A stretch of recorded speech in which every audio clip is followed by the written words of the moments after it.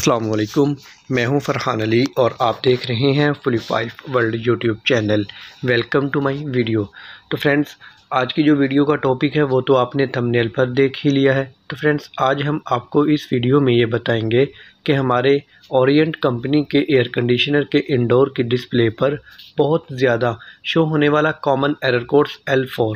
L4 जो error code है ये हमारे एयर कंडीशनर के इंडोर के डिस्प्ले पर किन पार्ट्स के मिस या ख़राब होने की सूरत में शो होता है। तो फ्रेंड्स, आपसे रिक्वेस्ट ये है कि आपने वीडियो को शुरू से एंड तक वॉच करना है। इससे फ़ायदा ये होगा कि आपको इस एरर कोड का जो फॉल्ट है उसकी समझ आ जाएगी कि वो किस वजह से आता है और हम उसको कैसे सॉल्व कर पाएंगे। तो फ्रेंड्स, चलते हैं हम अपनी वीडियो की जानब और हम अपनी वीडियो को शुरू कर लेते हैं बिना किसी टाइम वेस्ट किए। तो फ्रेंड्स, अगर आपके घर में या आपके ऑफिस में ओरिएंट कंपनी का एयर कंडीशनर जो है ये लगा हुआ है और आपको इसके इंडोर की डिस्प्ले पर एरर कोड L4 देखने को मिलने लगा है ना, तो फ्रेंड्स जो इसका फॉल्ट है वो है आउटडोर PCB IPM फॉल्टी। इसका मतलब ये हुआ कि हमारे एयर कंडीशनर में जो आउटडोर यूनिट होता है ना, आउटडोर यूनिट के अंदर जो PCB किट लगी होती है, इस PCB किट के अंदर एक IPM मॉड्यूल होता है। फ्रेंड्स, अगर ये IPM में कोई प्रॉब्लम आ जाए या इसके जो ड्राइव्स होते हैं जो IPM को कंट्रोल करते हैं, फ्रेंड्स अगर वो ख़राब हो जाए तो इन कंडीशंस में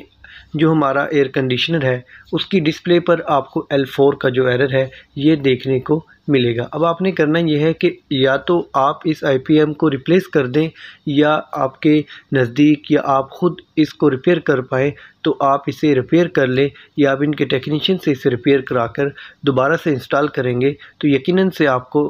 हमारे ओरिएंट कंपनी के एयर कंडीशनर के इंडोर के डिस्प्ले पर जो एरर कोड L4 देखने को मिल रहा था, जब आपने इस फॉल्ट को ढूंढ लिया और इसको सॉल्व किया तो इसके बाद आपको इसके इंडोर के डिस्प्ले से ये एरर कोड L4 का जो एरर कोड है ये वहां से आपको रिमूव होता हुआ नज़र आएगा और हमारा एयर कंडीशनर जो है ये वापस अपनी सही कंडीशन में आ जाएगा और ये अच्छे से वर्किंग करना शुरू कर देगा।